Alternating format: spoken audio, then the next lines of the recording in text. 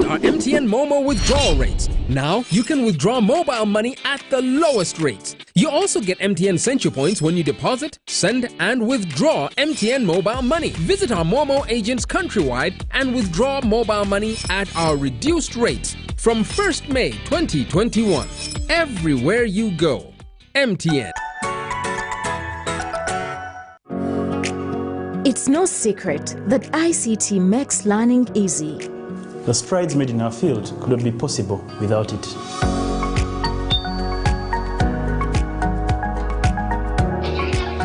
And now we can watch our favorite shows.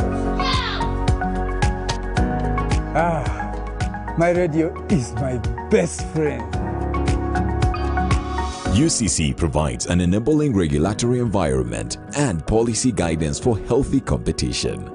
We also facilitate ease of doing business in the communications sector through licensing, standardization, spectrum management, tariff regulation, rural communication development, and consumer empowerment. An informed consumer is an empowered consumer. UCC supports local content and innovations. Driving the development of a robust communication sector in Uganda is Uganda Communications Commission. Echa COVID-19 chijja kugwa only if we stay at home, observe physical distancing, wear masks properly, sanitize or wash our hands with soap and water regularly, or get vaccinated now.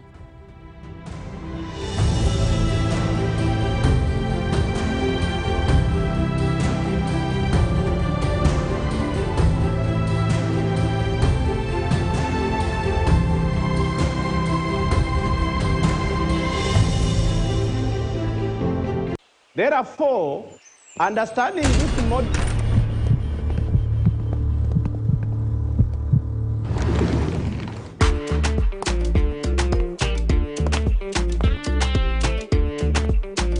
Hey, excuse me, lady. Who do you think you are?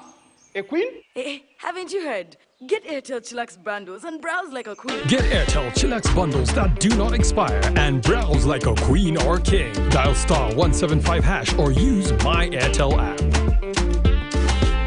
Airtel, the smartphone network.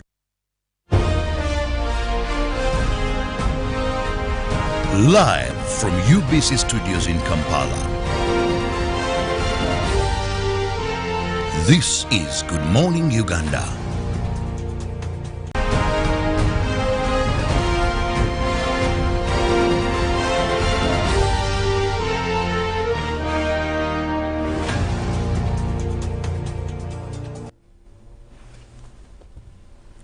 Good morning to you once again. My name is Priscilla Nalwoga, and thank you so much for joining us for Good Morning Uganda Tuesday's edition, the 10th day of August 2021. Into our newsreel, I am joined by Robert Kirabo and Felix Nkunda, who display very amazing ties. That's saying, you know how they introduce those niggers in those gang movies. The names are very weird. Rapper Joe, what? Raga. Pimp. So this one would be what? He said what would be your stage name? DJ Roberto. DJing what? Music. Which what? Okay, all right. We get to look at the reopening of schools. We are in uncertain times, surrounded by COVID-19, a pandemic that has hit not only Uganda but the entire globe at large. And we are here to, sort of break down what this really means for schools to be closed down for practically 1.5 years, except for the candidates who managed to do their examinations, and then the examinations have been released, at least for P7 and also Senior 4s. They have been released, but then uncertainty of where do they go from here. And so we are here to dissect the issue of e-learning versus in-person instruction. Which one and where are we versus where should we be heading to? Now, I would like to start with Felix. The science and the politics of reopening schools is one of the challenges that we are having for this government currently. While the politicians are saying, no, it's not the right time, there's the science that says it's possible if only we can adhere to intensive keeping of SOPs. Well, it's quite By the way, it's quite a painful subject for some of us who are parents or guardians. As I was listening to one of the colleagues yesterday, and he was saying that he has a funny situation at home. He has 4 kids. Now one of the kids by lockdown was in S5, and the other one was in S3 going to S4. So actually the other one was in S4, I think first time or something. Now government let people in S4 go and do exams, candidates, if you remember. So, and she finished, she passed. Now she has found the sibling, the older sibling. And the situation is the same for one in S1 and the one who was in P7, because they were twins actually. Now, how do you handle such a situation? Not for you, the teacher, rather the parent, even the schools. You have S5s who have never moved. You have S4s are waiting to get to. That's the dilemma. However, human nature has never failed or has never gotten in a spot of failure because of the adaptability nature of human species. What is the plan? You talked about the politicians vis-a-vis the scientific stand. You see, first and foremost, the definition of education in any civility or in a civil state will help us understand the attribute towards that particular sector. In many jurisdictions, education is a right. And why is it a right? It trickles directly into a state welfare. That gives the true balance on the aspects of development, touching infrastructure, touching health, touching anything you want to mention. And that's what qualifies it to be a right. Because it's directly linked to development, to growth, to all these other things. Now, that would mean that even when you're discussing education, the relevancy of the expectation must be clear in how you want to discuss education. The question is, amidst COVID-19, how is Uganda discussing education? We have had suggestions that are quite laughable, with due respect. Radios distribution across the country, which was a conversation that has made the year literally from last August. And I thank God it was stopped. I thank God it was stopped. Secondly, you have had issues of TV, and I think it's also going on, but still being taught on TV. You've had conversation of radio. I can imagine someone learning on a radio, by the way. Have you ever tried? It's even hard to grasp a radio program, to follow, even when you want to. Yes. For example, news on radio. You know, visual, some of us have a background of teaching. Visual versus listening and understanding. Now, those 3 things are important in terms of teaching or passing knowledge. That's why they say, when I see, okay, when I hear, I remember. When I see, I can't forget. And those are some of the basics we use in teaching. That's why education has moved from dictate. It is now demonstrative. When you want to talk about drafting a plaint as a legal student, you would want to come with a copy of a legal plaint and tell you, you know that this is how you do it. You know, all these things. What am I saying? Between what you're asking, the scientists, and the politics or governance, if you want to call it, which is directly links to governance, we must find a neutral, leveraged ground of redefining education. The kind of education Uganda has, let me tell you this lastly, is that we are not proud of the educated. In fact, one of the politicians normally says they are useless, they are the most useless character in this country. And you may think to believe that. That's why education has not been put as a beacon of discourse, even in all these things. When you're talking about even the church, I told you, the things that have not created a formidable stance of discussion to put a nation at standstill are not being talked about. Now, that shows you where education falls in this country. You're talking about vaccinations. If they say that education is key, the first vaccinations should have deliberately directed to health and no education. Discussion. What? Yeah. Because depending on how noble this service is looked at as a country. Well, thank you so much. You can be a part of our discussion. We're looking at the fate of education in Uganda amidst COVID-19 pandemic. And our poll question, as it appears on your screen, we're simply asking for your responses, your reactions, your comments on how realistic is online learning amidst the uncertainty of school reopening. Hashtag UBCGMU, and you can respond by texting us or writing to us on the WhatsApp number that is appearing on your screen. We will be able to dive into your opinions, your mindsets. You're a parent, you are a guardian, you've taken care of someone who is in this dire state. They are missing out on schools, now coming to 2 years. Robert, you are a parent yourself. Now, this is a conversation that touches so many corners. It touches the parents, it touches the stakeholders of the schools, it touches the teachers, but it also touches the students. Now, those are 4 arms that are all being affected by this one decision, as Felix has put it, that the governance of which seems not to be as important for the state. Well, first I want to thank Felix for his submission, but I also want to look at this in 2 fronts. The economic aspect, then we look at, that is the health bit of it. We must remember that it was on the 18th of March, that is 2020, when His Excellency first spoke and gave guidelines of COVID-19.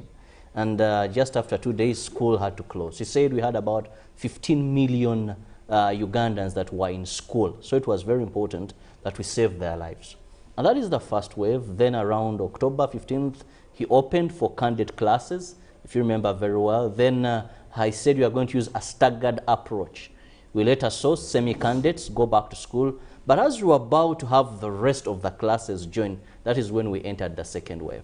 And we know COVID-19, the most fertile ground for it is congestion. And basically, it is evident that in our schools, there's so much congestion. Now, the Minister of Education had earlier thought that school prioritizers, school management would be able to put in place SOPs. But after discovering, remember, by the closure of second wave, a number of students, university, secondary, had gotten COVID-19. And this was evident that despite government having put in place clear SOPs to be followed, when hosted Honorable Moriku Kaduchu, she said, the Minister of State for Primary Education, she said it was very evident that our schools cannot handle SOPs. So the alternative now remained that physical learning would not sail through with that. So it meant to either have online learning or come up with another method of teaching that is not in class. But the right thing would have been vaccination. And when I saw Honorable Esther Afoyo Chan, Zombo woman member of Parliament, asked members of Parliament to contribute to 2 million on their salary, so that we raise about $1 billion plus for vaccinating. To acquire vaccines. Yes. I thought this was a step in the right direction. However, we need 1 trillion to do this. But then there is a challenge that even when you have the monies, you don't have right places where you can purchase these vaccines, because the demand is more than the supply. So therefore, we've seen that you're only getting from COVAX, African Union, you are trying to secure through that. Government has put some money, but it's still so hard.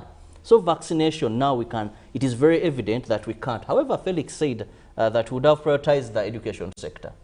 The few vaccines that Uganda got, one of the priority groups were teachers, if you remember very well. I think what he meant is that it should have been a deliberate, that it's restricted only to these persons. Because they looked at priority groups, and among them were teachers. True. And still, even up to now, we got about 580,000 doses just last week. But priority group is second dose, those are getting their second jab, but still even teachers, even if you didn't get your first jab. So that is a priority. So now when you know it may take you maybe the next 4 years to have all school going, maybe teachers vaccinated, the alternative could be e-learning. But the problem with e-learning, Felix, Priscilla, and those watching this show, we've had challenges in our education system. These are the gaps, rural versus urban. So when you go for e-learning, first and foremost is accessibility to internet. Not even before affordability, accessibility. How much of our country is connected to the internet? If you just see when you talk about rural electrification, we're not even 80%. Water coverage, we're not yet there. So internet, then that is a challenge. Second, we'll look at the cost. Yes, education institutions and that is medical excuse from the 12% tax on data. But still, you find that on individual basis, Priscilla having your laptop, Felix having your laptop, they will know that this is a person, it's not an institution. So you still have to pay that high cost of data. Then also, like Felix talked about it, how effective is this? Okay. In education, feedback is important. So it's not just saying we are learning, we are learning. You have talked about feedback being important, and your feedback is very important to us. Our poll question, we are really asking you what your take is on this subject matter as we are reviewing reopening of schools uncertainty amidst COVID-19. How do you feel about it? Respond to us by sharing your opinions on our WhatsApp line that is appearing on your screen, and we'll be able to read out your comments. Now, you have talked about your opinion. I want to bring in Felix from the aspect of we have been there, we tried it, and unfortunately for us as a country, we failed in terms of reopening schools amidst COVID-19. Just before we went into the 42-day lockdown, most classes were planning, or some had actually also resumed. And one of the challenges that caused total lockdown of 42 days was the rising cases in schools alone. There were so many COVID cases that were being silenced on, were not being reported, neither were they being catered to appropriately. And that alone is a case study visible enough for the Ministry of Education and Sports to first, hold and revisit this thing keenly. Actually, UNESCO, I think 3 days ago, passed a concrete real resolution that at least all schools, and that's a UN body, just so you know, that all schools or all countries must greatly invest in reopening schools, because there's a big danger. There's a big danger, and it gets worse for third world countries, which include teenage in the first places the early Uganda marriages, of this world. Labor, child labor, yes. Just we did a story, I think, me and you, of the Zimbabwe girl, you remember? Those are effects of what? Not going to school. When you're looking at education versus COVID and implementation or rebuilding or restarting this education, it's worse than crass. Look at it broader than just a chalk and a board. Look at what Priscilla is saying. Teenage pregnancies. That will later on bring you back to the mortality rate of a country. Right? Now, it means that out of 100 girls, or even let's say in a spectrum of 100 students, you may only be able to have 30% who will now see school up to the graduation or whatever professional level. That means there would be doctors, there would be lawyers, there would be teachers, accountants, just to mention but a few. Now, that is symbolic in what kind of country or what kind of middle class you're going to have in the next 15 to 20 years. Now, between you and me, you know who feeds the economy. The people in actual transactions. That is the middle class. Now, these are things that you must cause projection into to make viable risks. Kids can study amidst COVID-19. That's a given. It's not something we want to debate, that they can. You're talking about there was massive spread of COVID in schools. It's known. But what was the death rate? Let's be honest. What was the death rate? Well, Felix, did we get alarms in terms of students? But when we medic experts, I remember Dr. Alfred Ruware on this show said that what is funny with COVID-19 is that, yes, the school population could, because they're still young and maybe the immune system, could fight COVID-19. But what happens is they turn into vectors.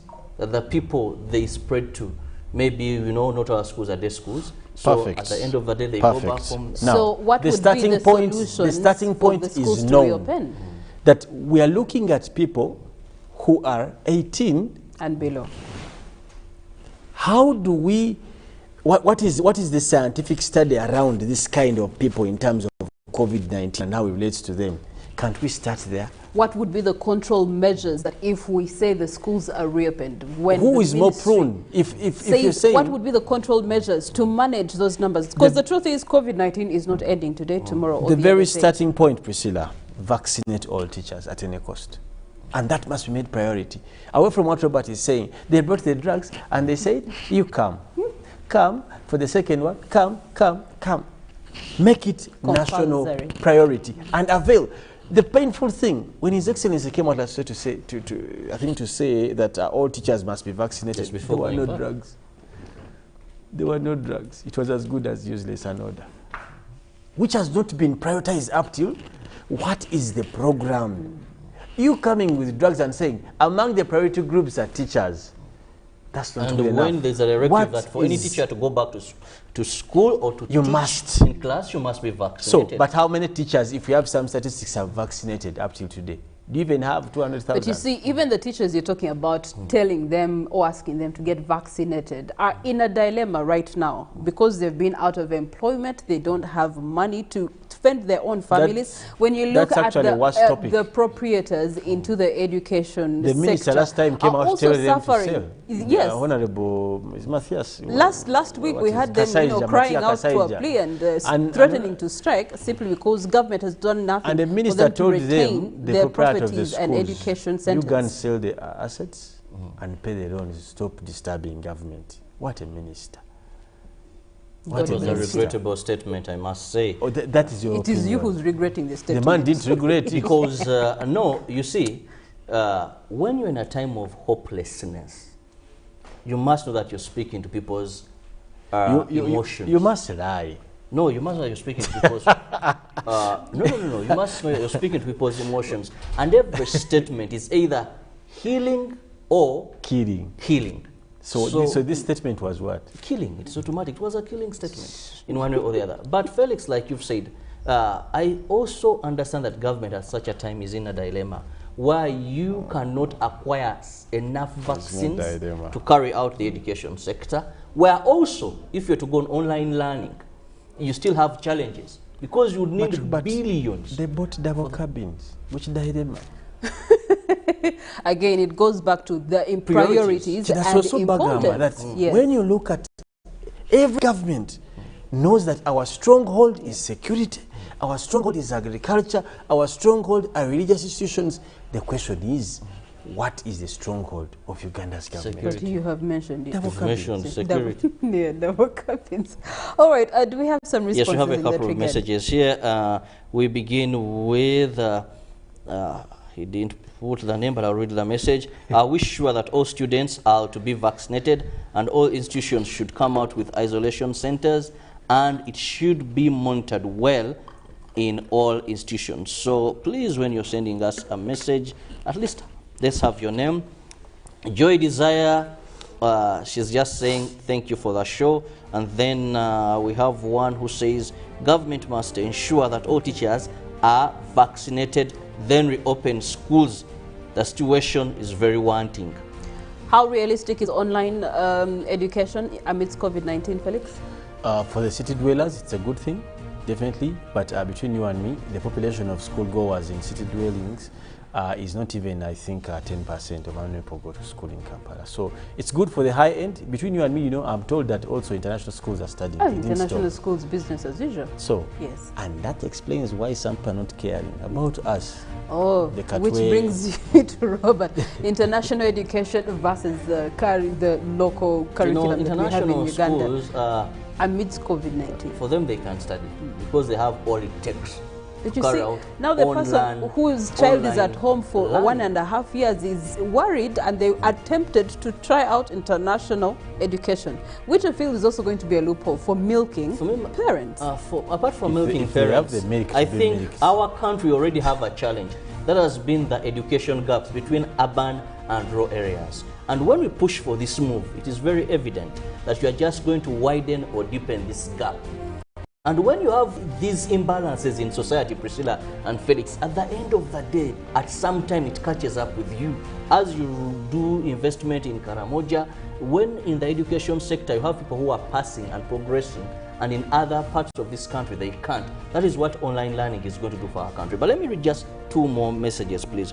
Before you ask whether opening of schools is relevant, first ask yourself whether it's safe for the learners to be at school. Safety first. But this person didn't give us the name. Then also another one says, morning folks, thanks for involvement. This is really encouraging. Certainly our leaders are jokers. If COVID hub is crowd, how many Ugandans died during NRM primaries? How many have died from the taxi park? Simple. To phase out our children from formal education as theirs can't afford anything. All right. Okay. Thank you so much for those of you that are sharing your comments. I do believe we also do have comments that are coming through across our social media platforms. On Twitter at UBC TV Uganda, on Facebook UBC TV, and those of you that are streaming live with us this morning on YouTube, our YouTube channel is UBC Television Uganda. How realistic is online learning amidst the pandemic and uncertainty of schools reopening? Hashtag is UBCJMU. Later on, we'll collectively look at each one of your comments. Thank you so much. I guess at the end of the day, what we're really trying to say is that dear government and responsible ministries, task force, please ensure that priority also goes to education as much as it's going to the double cabins that are being purchased. One, the whole campaign of vaccination should actually be more intentional and more deliberate. If we can have vaccination attached to schools in the education sector, if we can have testing kits at least be attached to schools, so you have teachers, students, when they're coming in, they're testing, and those costs are covered by government. I think we will go a long way in actually riding this stride into a better Uganda with better education, because I know it's one of the pillars upon which this country stands. Now, speaking of vaccination, the vaccination drive has resumed, and at your different health centers in your localities, please go get yourself vaccinated for your jab. Felix, have you gotten your second jab? Not yet. Not yet. Roberto, did you? Sister, I will escort them to get their second jab. Good morning. When we return, we're going to be looking at the newspapers.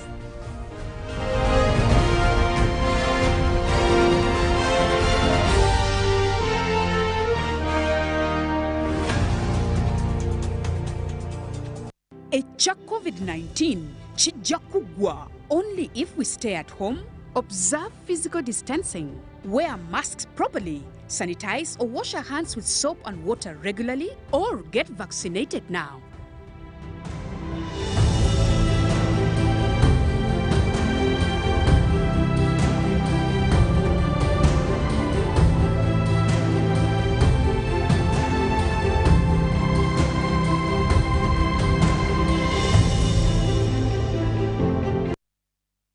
When you talk about our motherland Uganda, the Pearl of Africa, you cannot fail to smile because of the smile that fills the faces of the citizens. Our nice good weather and nature that sustains us all, that enables us all to continue each in their own way, because we are all different even according to each individual's work. But what joins us to become one person is the sweetness from the flavored drink Alleluia Jingati drink and Alleluia Tamarind drink. The flavor that quenches your thirst while at the same time treating and healing your body, because it is 100% natural. Enjoy the drink that has got the tamarind juice in it. Made by Alleluia Reflexology, Healthy Solutions and Nutritional Research Center Limited. Get yourself a bottle of Alleluia from all shops around. Live from UBC Studios in Kampala.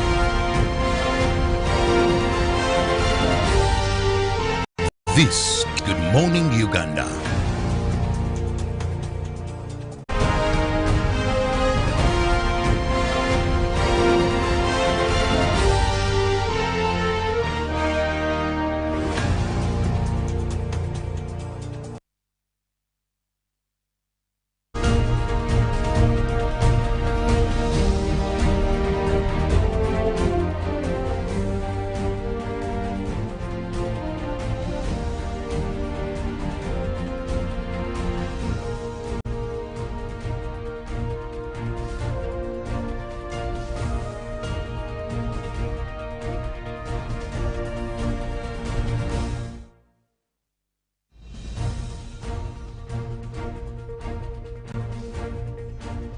your day, we know the greatest aim is to make ends meet. Have something to take back home with.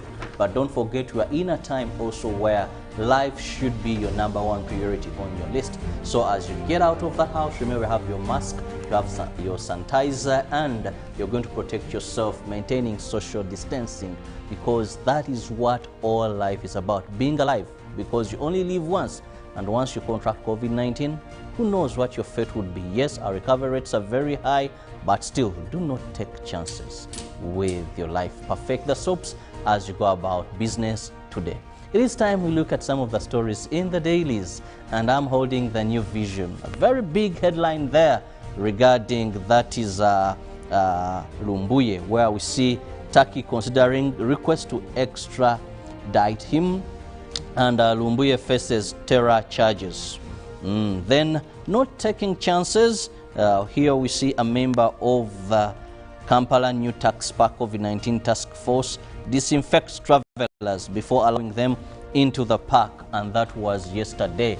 Well, allowed to be spread or go and look for somewhere else, but will not take chances when it comes to the spread of COVID-19. Still in the New Vision, more city arcades allowed to open. Yes, remember after President spoke and allowed arcades to operate, the Kampala District Task Force set conditions regarding soaps, and that was only after inspection that an arcade would be allowed to operate. Looking at the education column, today studying with us, that is Senior 6 Chemistry, Mathematics, and Senior 1 Biology for you this morning. Down the New Vision, more Ugandans demanding private firearms. Why? The New Vision gives you the details why more Ugandans now want to be armed, to have guns along with them. Still looking at the New Vision, have vision how Nantongo, this is shed 20 kgs in 6 months. That is weight management. The New Vision gives you one of the people who have managed to do that and how she did it. So for you interested in that area, do not miss that. COVID-19 vaccination exercise kicks off today in Kampala. One of the ways to be safe, avoid severe illness and death, is being vaccinated. So if you qualify for that second dose or you're among the priority groups, please do not miss out on this opportunity to boost your immune system against COVID-19. Also, why can't Uganda patent Covidex? And Kayondo's friend did not believe he had COVID-19. However, UPDF on high alert over South Sudan war. Now fresh fighting uproot in South Sudan. Factions say Machar has failed them, and Ugandan army ready to defend the country. OPM braces for refugee influx. Now, of course, also Lumbuye DPP sanctions cases amid its debate on his whereabouts, and various tenders and offers in the papers. Now, a free children's companion there in the rainbow pullout. Now, inside the papers, looking at our COVID jabs for children to cost government 1 trillion, and France extends Macron's COVID pass. Now, from the archives, people look at a wreckage of a truck which was burnt by the Lord Resistance Army rebels, that is Opielo village in Kitgum district, that is in 2000. Now, today in history, prisons amendment decree published, that is by Idi Amin, and Japan escapes Potsdam term agree and conditional surrender. Still looking at the New Vision, we begin with COVID-19 statistics. As we stand today, new confirmed cases 152. Looking at positivity rates, lowering down, which is victory to us, that is 4.3%. Then new death, 15 people have succumbed to COVID-19 in this country. That was according to the recent statistics. Then total deaths so far, that is 2,808. Well, that's fairly a big number, but please don't be part of the statistics, because the symptoms are very clear. You have a fever, you have a cough, you have a shortness of breath, sore throat, and a headache. Seek medical attention or advice. The earlier, the better for recovery. Today in history, it was on this very date, August the 10th, the year 2001, when 48 Kony captives were returned home. Then still on the same date, but the year 2001, Mandela urged peace in Burundi. Now in sports, Brock Silverback Miss build-up ties, and post-Tokyo Olympics, what's next after the medals? Under 16 team wrapped up at AfroBasket. and the twists and turns in SC Villa. Now the men vying for the lead in SC Villa, we see that is Dennis Mbide, Medad Segona and Joseph Chizito. Now how should we build on from Tokyo Fairtel? And looking at the New Vision Sports, just a wave.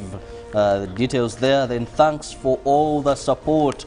Who is thanking the other? That is part of the team that we had in our Olympics. Then India offers medalists 7 billion.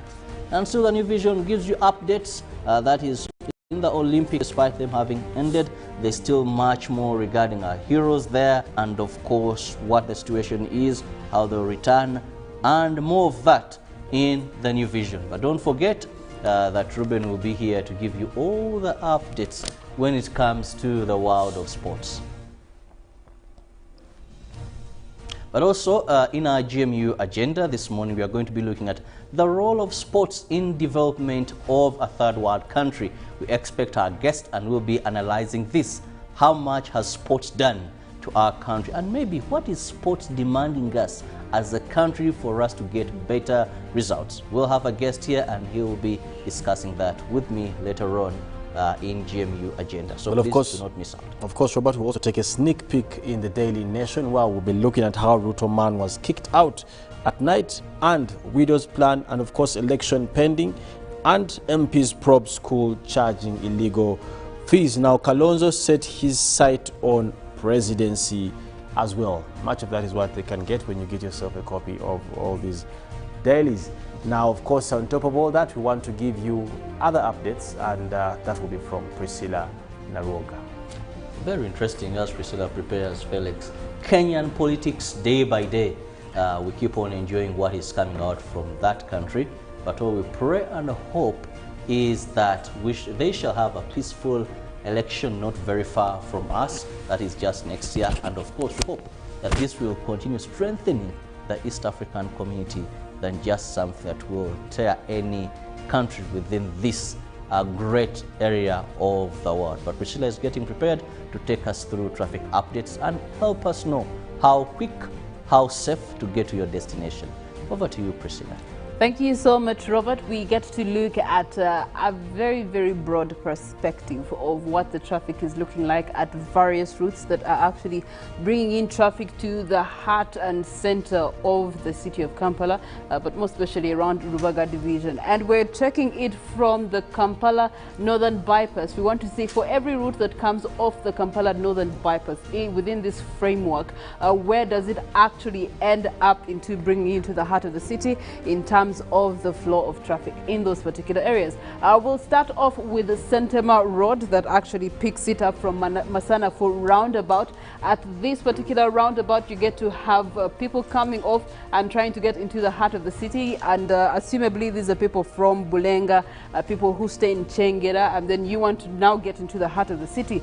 After having used the Northern Bypass, come off Masana for roundabout, and then you get to join Sentema Road. Now Sentema Road over the 42 days has actually been having literally like more than 5 roadblocks on just this entire route, and hopefully those roadblocks have been cleared. But the reflection of traffic is that for traffic that is coming in from Masana Full, Lubia, you have Rugala, Lusaze, every route there is actually contributing to the traffic that we're seeing for vehicles that are heading into the area of Mengo and also into Rubaga. Vis-a-vis the traffic that is taking away from Sentema into the Kampala Northern Bypass, which seems to be a bit lighter. But the traffic on the other side is heavier from Sentema Road coming into the areas of Mengo. The other route that we want to check out is around Weru, where you also do have some traffic that will always use this roundabout here to branch off and then get into possibly Kasubi, then connect into Makere, Wandegea, and other parts of town. And so around Namongona, you get to see that yes, there are commuter taxis that are picking up traffic, and that is traffic that is going to Nansana, but also traffic that is coming in from the same direction, connecting into Kasubi. Now we do have this curve here, which is where we have the Kasubi market, and that market all brings in a lot of traders to actually offload their perishables, which contributes to the heavy jam that you get to experience in this particular curve in Kasubi. But away from that curve, you get to see that then into the heart of Kasubi, you possibly are seeing some lighter jam getting into what you have here as a connector route with Kawala Road also, and this will be the trading center for Kasubi. But then again, there's also that connecting route between Sentema Road and Kasubi Trading Center, which is the Masiro Road, and this morning it doesn't have any traffic. It's under construction. They're repairing the potholes that are on that road, so that should be something for you to consider. Now we also do have the area where you do have Nankulabi and the likes, the Kasubi route coming in Hoima Road, which practically lands you around Old Kampala here, where you do have the Uganda National Mosque. Following that route all through, except for the sharp corner there that has a bit of traffic. Hoima Road coming into town seems to be light traffic this morning, and yet the traffic that is taking away from Hoima Road is the one that is building up. A surprise, probably because buses are also back on the road. And in the mornings, they start off their journeys to the different routes, especially on Hoima Road, that then connects to the northern parts of Uganda. You do have another connecting route of Kampala Northern Bypass, and that is around Bwaise, which is the Bwaise Kavule area code. You do have a connecting route direct from that roundabout to Makere Chikoni, past the university, and then you come to Kagugube, which still brings you into Old Kampala, which is where we are doing a lot of trading and a lot of transport that is taking place this morning. And that route seems to be clear, except for the traffic lights that you will experience at Makere Hill Road. This is where you do have Full Gospel Church. Those traffic lights obviously will contribute to how the traffic is flowing, but away from the traffic lights, you seem to have light traffic on that particular route. Away from that, you also get to see the other routes this morning are also not doing so badly. So around the routes that are bringing in traffic from the Kampala Northern Bypass, especially coming in from the western part, is not so bad. I suppose people have found alternative means of getting to work, or have chosen to actually get up earlier and head into the heart of the city. Now, speaking of getting up earlier, many of you are getting up earlier in the anticipation that it's going to be raining in the morning. Well, that's why we have Molen Kenyana. And someone here sent us a message, and they wrote to us saying, this is Charles Amoti. Charles Amoti says, Molen Kenyana, thank you so much for your nice weather forecast. And so to you, Madam Molen, thank you so much. A couple of reactions from our poll question as we were looking at the pandemic amidst the uncertainty of what is going on as far as the education system is concerned. How do you feel about e-learning, online learning? Is it a visible project to actually adapt for a country as Uganda right now? We do have a message in that response. Good morning, presenters. I am Dai Morish from Entebbe. I think government should positively think towards opening the schools, whereby if required, teachers to be vaccinated already, because if not, mistaken government talked of vaccination of teachers, but there's no implementation yet. Others are doing learning by coaching, which is a very tough situation that all our children are in right now. Someone else says the president last 42-day lockdown said car transport, COVID, and lock up vehicle movement. So what's the whole irony of cabin purchases to transport COVID, or his dynasty's desires, something like that? Okay, I think the irony is that you're telling cars to be in lockdown, and yet as a ministry and government you're purchasing more cars. Doesn't tally from that conversation. Is education a priority? Someone is asking a question here. Well, thank you so much for letting us know of your opinions. I would like to turn to Molen and find out exactly where her mind and opinion stands on reopening of schools being uncertain yet, and we don't know when it's going to resume. However, there's the option of online learning. Is it visible, Kenyana? Yes, Priscilla, thank you very much. We are adapting to this, and amidst a pandemic like this, there is not much we can do. However, I do have my reservations. Personally, I feel like this is just going to be an advantage to only a few people. How about the kids who are far deep in the villages, who cannot even access internet, who cannot even have the liberty of having smartphones and have such learning on their phones? So it's only going to be an advantage to a few people, and we are talking about less than 50% of the students in the country, really. Okay, all right. Yeah. Felix also asked a very peculiar question. What's the relationship between rainfall and malaria?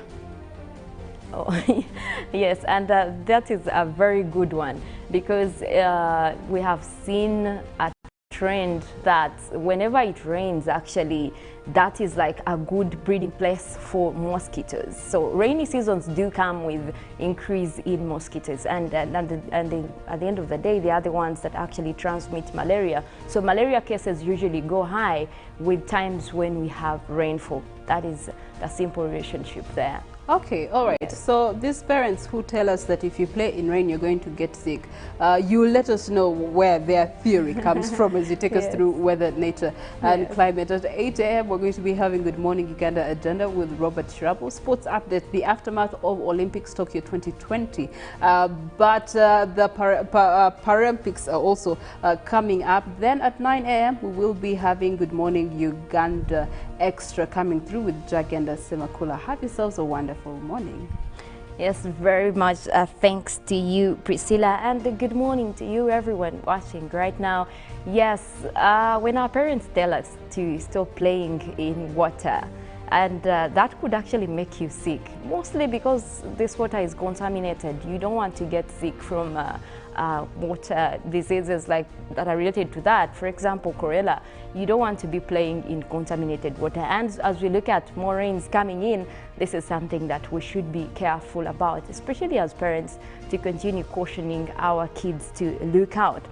Well, this morning I want to look at the insights of what the IPCC Climate Report 2021 is all about. Now, you've seen it in top stories that we've had today in our international news, looking at what this report is actually talking about. Now, first of all, it has been done by climate scientists, and with the basis of looking at the past and also the future projections with climate change. Now, much of what we're looking at is what is happening in terms of, if we look at what we are doing for our environment and nature. Well, climate change has to be treated like a crisis, and this is what all scientists have emphasized within the climate report. What we did look at mostly is the fact that we have now temperatures that are rising globally. Now, from what we have seen, we have extreme weather everywhere, from heat waves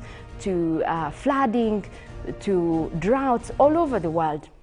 Well, looking at the projection that we have, even coming in from IPCC, we did look at the warming trend across the world. Now, this is not just across a few areas that are going through heat waves, but also for different countries also going through extreme weather events. Now, what we can do mostly is looking at greenhouse gas emission within the atmosphere. Now, the report looks at how much we have to really cut down these emissions. I can tell you one thing, we do have more areas that are likely to be having extreme weather if we do not cut these emissions. We're looking at mostly carbon dioxide. It is one of those gases that are threatening our ecosystem, really, with emission of greenhouse gases. But what can we do at times like this? Yes, first of all, we need to actually act now, because we don't have time. We cannot wait until 2050 to realize effects of climate change. We have to start now. And first of all, we need to look at going to renewable energy. This is something that we have to get to adapt to, even for developing countries that do not have resources. But there is a lot that we can do. We look at deforestation. We look at areas where we have been cutting trees that are not supposed to be cut. So what if we actually plant more trees and stop deforesting? Also, we want to look at clean oceans, our marine life. We continue acidifying the oceans that actually provide us fish, but also at the same time are habitats to most of these species now. We need to stop that. Look at the practices that we are doing that are actually leading to the acidification of oceans. That is a threat to marine life. And also, if we talk about climate crisis, we want to look at the related loss in biodiversity. We've lost a lot of animal species that are also supposed to be there for existence for the future, but because of what we continue to disrupt their habitats, we continue to acidify oceans. This has greatly resulted into biodiversity loss. So as we look keenly into what IPCC is giving us in the climate report, this is something that we should be looking at. The target is to keep the rise in temperatures to well below 1.5 degrees Celsius. But I can tell you we're already in 1.2 moving forward now. If we do not change our course and go to much better practices, look at the climate action that we actually need, we are likely to hit 3, because look at what we have around us. And in the past, it was very rare to see on national TV we're having international news hitting on climate change. Almost every day we have events coming in, heat waves in Greece, heat waves in Europe, heat waves in...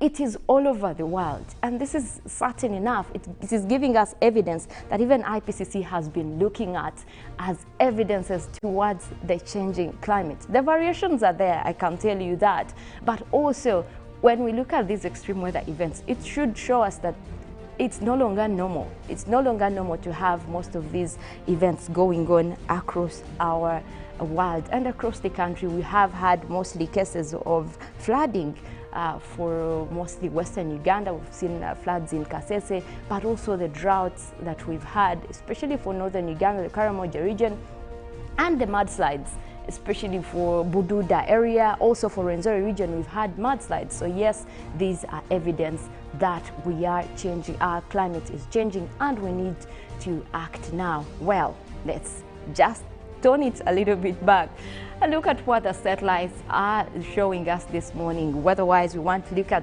what happened this morning. We started off with that rain system actually covering Mbale. Even as we speak, that rain is still there. That is across parts of Amuri as well. Generally, the Choga region has had these rains this morning, including Buyende as well.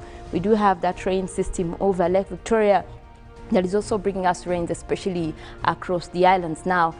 Most areas are starting to pick up. I can see also southwestern Uganda developing clouds. Well, this area did have rainy conditions. People in Barara have been complaining, and most of them have been actually taking it to social media platforms, complaining, when are the rains coming in Barara? Yes, the rains did come yesterday throughout the morning, and also parts of Masaka. The area has been having rains. You can see now even clouds are still developing. We could be looking at more of those, but too quick to say it is early signs for our next rainy season that will be starting in September. Well, we do have that system that is starting from the islands of Lake Victoria, but that is also moving westwards and likely to be bringing us rains, especially across the western part of Lake Victoria. That is where we have Masaka, but the one that is also along Lake Choga, this is likely to propagate also westwards. That will be bringing us rains, especially across parts of central Nakasongola. You can look out for those rains coming your way, but the system will dissipate as the day progresses. Now for Apak, Amuria, that rain is still there, but will also be reducing later as the day progresses. We also have parts of Soroti actually that are already building up. Palisa, that area is already having rains as well from this rainy system, and those will be also clearing later in the day. Amuri is still having those rains. Kabila Maido as well, that is still having those wet weather conditions, likely to clear later in the afternoon. But we have clear skies across northern Uganda. Most areas, Kitgum, Padel, Gulu, looking at sunny conditions, but we do have that white cloud starting to move in. That will be bringing us intervals of sunny and cloudy conditions. We do have possibilities of those developing into rainy conditions, as we shall be looking at in our weather forecast for this morning. Southwestern Uganda still continuing to have just a mix of clouds and sunshine. Rubirizi there having mostly cloudy conditions right now. Also Mbarara cloudy conditions, but we do have sunny skies as well. Moving in, Ibanda, Kasese still cloudy, but mostly sunny skies across Midwestern Uganda. Fort Porto there also having a sunny morning. We'll go ahead and take a look at our forecast this morning for different areas. Well, we start off with Central Lake Victoria Basin. That is where we have Kampala, Entebbe, Wakiso. We are forecasting isolated showers. Those will be over a few places, but temperatures likely to be at a normal 26 degrees centigrade, quite warmer than what we had yesterday, because much of yesterday morning we were having a 24. Looking at Central North, that is where we have Gulu, Kitgum and Padel. We are forecasting light showers over that area. Temperatures likely to be at 25. That is quite cold over there for this time of the year in that region. Now I want to look at the eastern part of Central, where we have Wobulenzi, Nakasongola, Ruwero. We're forecasting a mix of clouds and sunshine. Quite a warm morning at 27 degrees centigrade. Those temperatures likely to go up as the day progresses. Well, we have Eastern Uganda. That is where we have Soroti, Katakwi, Amuria, Kumi. We're looking at isolated showers as well for this morning. It is already raining over there, but we do expect those roads to keep around this morning, and temperatures will be at a cool 25 degrees centigrade. Well, looking at the eastern part of Lake Victoria, that is where we have Tororo, Busia, Iganga and Jinja. We're forecasting also isolated rains. Those will be over a few areas. Already that system is headed there coming from Lake Choga. That will be bringing us those rains, but temperatures likely to be at a pleasant 26 degrees centigrade. You can look out for those rains coming your way in Jinja. Well, from Mbale, Bududa, Sironko, Buko, we are forecasting light rains as well, but a very cold morning over there at 23 degrees centigrade. Those rains will be across most areas. Now, Mbale has already started raining in Mbale, but also across that area, more rains are expected.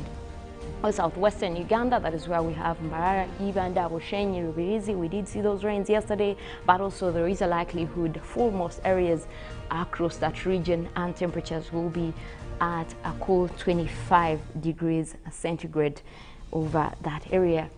We're looking at the western side of Lake Victoria. That is where we have Masaka, Kalisizo, Sembabule and Rakai.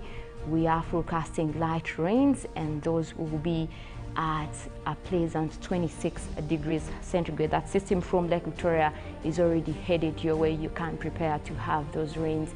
If you're still home, it is a perfect time for you to grab that jacket and also have that umbrella handy as you are headed wherever you're headed. Well, this morning, that is all we have for you in terms of our satellite and also our forecast, but I want to create more emphasis on a lookout for what is happening around us. The climate is changing. There are practices that we can do. Now, most people have seen most campaigns of people planting trees on their birthdays. If you are going to be celebrating anything, isn't it worth it if you actually plant a tree to commemorate an important day? And there is also a campaign going on, especially with our reserve areas, wildlife, inviting people to actually go and plant trees. And that is also headed for restoring our environment, as the country is now declaring a decade of environmental restoration. Well, I'll leave you this morning. We do have Good Morning Uganda agenda coming up. Robert will be here, and later we'll have sports coming in from Ruben. My name is Molin Kenyana, wishing you a good morning.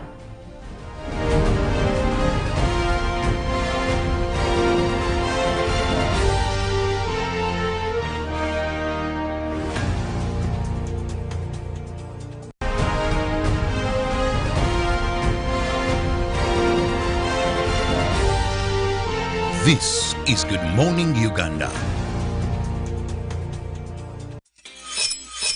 We've cut and reduced our MTN Momo withdrawal rates. Now you can withdraw mobile money at the lowest rates. You You also get MTN Central Points when you deposit, send, and withdraw MTN mobile money. Visit our Momo agents countrywide and withdraw mobile money at our reduced rates from 1st May 2021.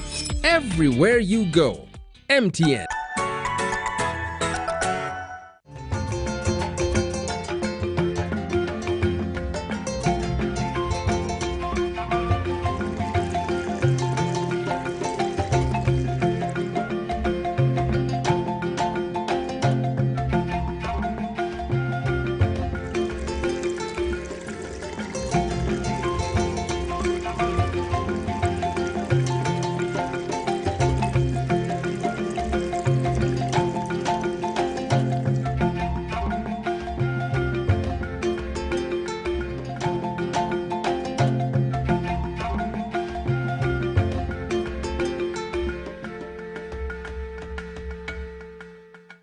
It's super cool to be a mass superhero, to get the spread of the virus to 0.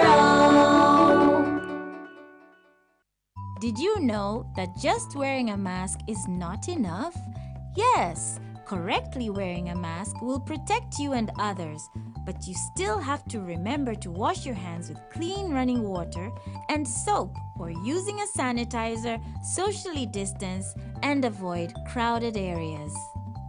Wearing a mask helps protect you and others from spreading viruses.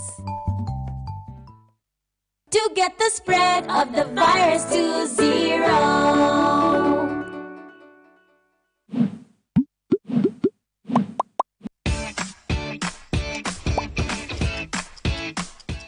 Welcome to English in a Minute.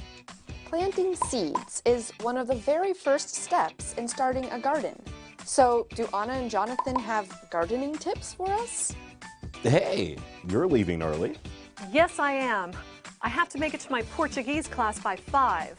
Ah, fala sério! Since when do you study Portuguese? Since you showed me all those great pictures from your trip to Brazil. That planted a seed, Jonathan. A seed. Deep.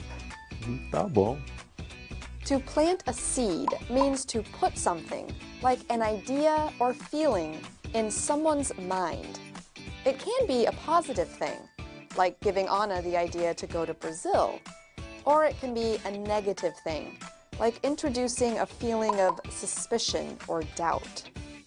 And that's English in a Minute. Pick of the day on UBC, brought to you by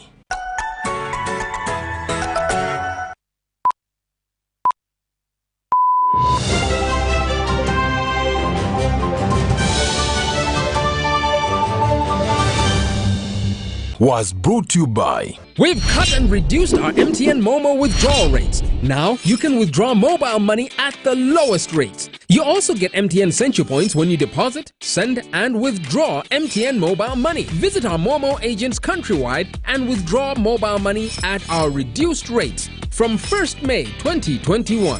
Everywhere you go, MTN. When you talk about our motherland Uganda, the pearl of Africa, you cannot fail to smile because of the smile that fills the faces of the citizens. Our nice good weather and nature that sustains us all, that enables us all to continue each in their own way because we are all different even according to each individual's work. But what joins us to become one person is the sweetness from the flavored drink Alleluia Jingati drink and Alleluia Tamarind drink. The flavor that quenches your thirst while at the same time treating and healing your body because it is 100% natural. Enjoy the drink that has got the tamarind juice in it. Made by Alleluia Reflexology, Healthy Solutions and Nutritional Research Center Limited. Get yourself a bottle of Alleluia from all shops around.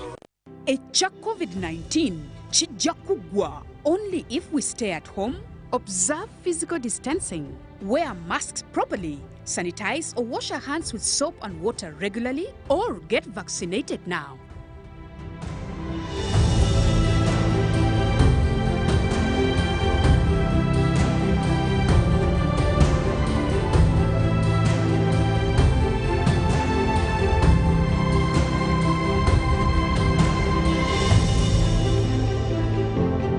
Therefore, understanding this model.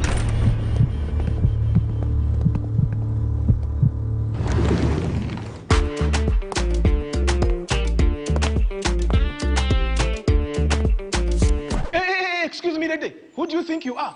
A queen? Hey, haven't you heard? Get Airtel Chillax bundles and browse like a queen. Get Airtel Chillax bundles that do not expire and browse like a queen or king. Dial *175# or use My Airtel app.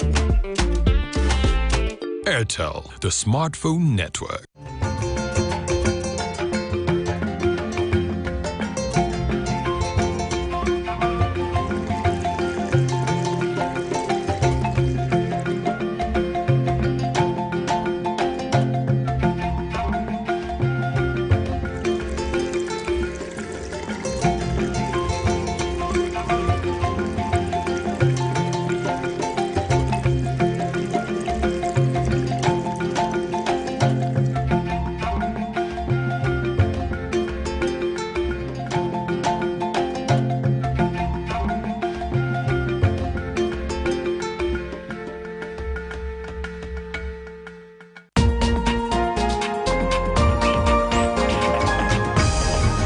This week on UBC.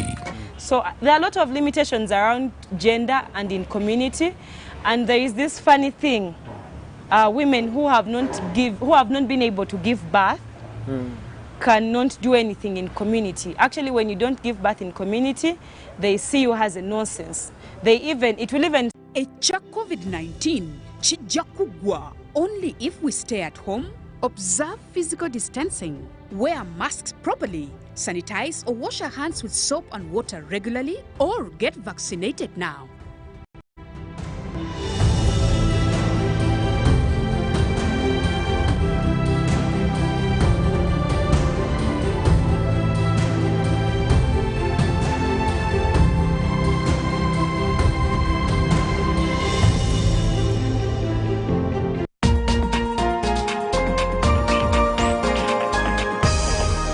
Coming soon on UBC.